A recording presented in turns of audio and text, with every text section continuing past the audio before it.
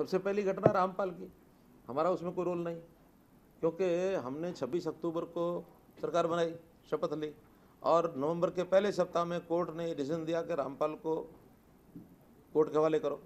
अब रामपाल को कोर्ट के हवाले 7 दिन में हमने तो ये भी नहीं देखा था कि उसके ऊपर क्या केस चल रहे हैं। हमको इतना पता है कि करौथा में कुछ हुआ था और वो करौथा वाले रामपाल वो कुछ ना कुछ चीज़ें आगे बढ़ रही हैं। अगर करौथा में ही ठीक कर लिया जाता है तो बरवाड़ा में ये नहीं होता।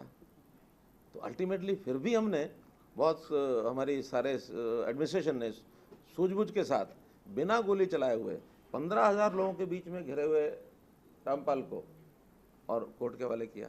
लग गए हमें 8 दिन।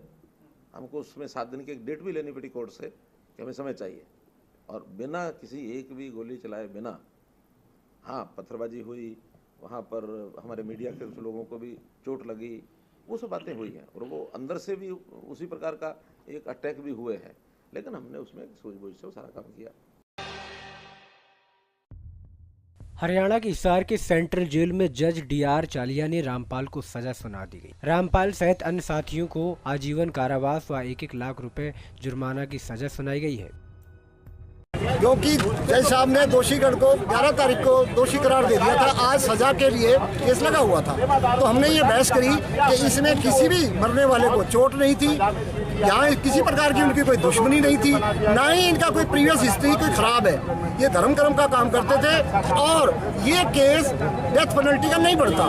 तो इस बात से सहमत करते हुए जज साहब ने कह दिया हाँ वाकई में ये डेथ पेनल्टी का केस नहीं है, कैपिटल पनिशमेंट जिसको कहते हैं। तो इसमें 343 IPC के तहत बंधक बना के रखने में 2 साल की कैद, 5-5 हज़ार रुपये जुर्माना टू ईच।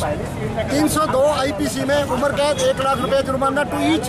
एंड 120B में उम्र कैद एंड 1 लाख रुपए फाइन ईच।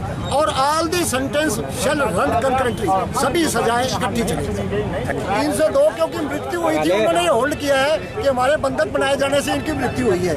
अब हम आगे अपील में हाईकोर्ट को अपील करेंगे तो उसमें उनको बताने की कोशिश करेंगे कि इसमें जो ये मृत्यु हुई है ये हमारी गलती की वजह से नहीं हुई थी, बल्कि एडमिनिस्ट्रेशन का फॉल्ट था, जिन्होंने 58 टीयर गैस शेल चलाए, 28 चिल्ली पाउडर शेल चलाए। उससे वहाँ पे अंदर जो आश्रम के अंदर था वो स्मोक हो गया था, उससे सफोकेशन हो गई थी और उनसे उनकी डेथ हुई थी, क्योंकि 4 मरने वाले हार्ट पेशेंट या निमोनिया के पेशेंट थे और डॉक्टर ने होल्ड किया था कि ये इन बीमारियों से पीड़ित है।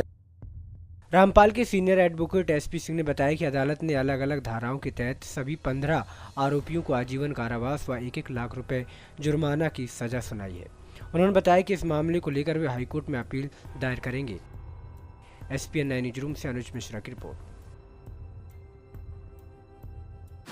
जब हिसार कोर्ट ने संत रामपाल जी महाराज पर दोष सिद्ध कर दिया है तो सतलोक आश्रम बरवाला, सतलोक आश्रम दराना, सतलोक आश्रम कुरुक्षेत्र भिवानी, सतलोक आश्रम बैतूल आदि सब क्यों नहीं गिराए जा रहे, बल्कि नए आश्रम बना दिए गए। भारतीय जनता पार्टी की सरकार बुलडोजर चलाने में माहिर है ना, तो इन गुंडों के 5-5 आश्रम क्यों बनवा दिए? ना संत रामपाल जी महाराज का घर गिराया और ना सतलोक आश्रम बरवाला गिराया। और सतलोक आश्रम बरवाला और उनका घर और जो उनके सहयोगी उनका घर सब गिराएं, चलाएं बुलडोजर। हरियाणा के पूर्व मुख्यमंत्री मनोहर लाल खट्टर और वर्तमान समय के मुख्यमंत्री नायब सिंह सैनी, अगर तुम्हारे हिम्मत हो इन पर बुलडोजर क्यों नहीं चल रहा है, जब इन पर सब हत्या का केस साबित हो गया है। भगत भाइयों जागो, सर साहेब।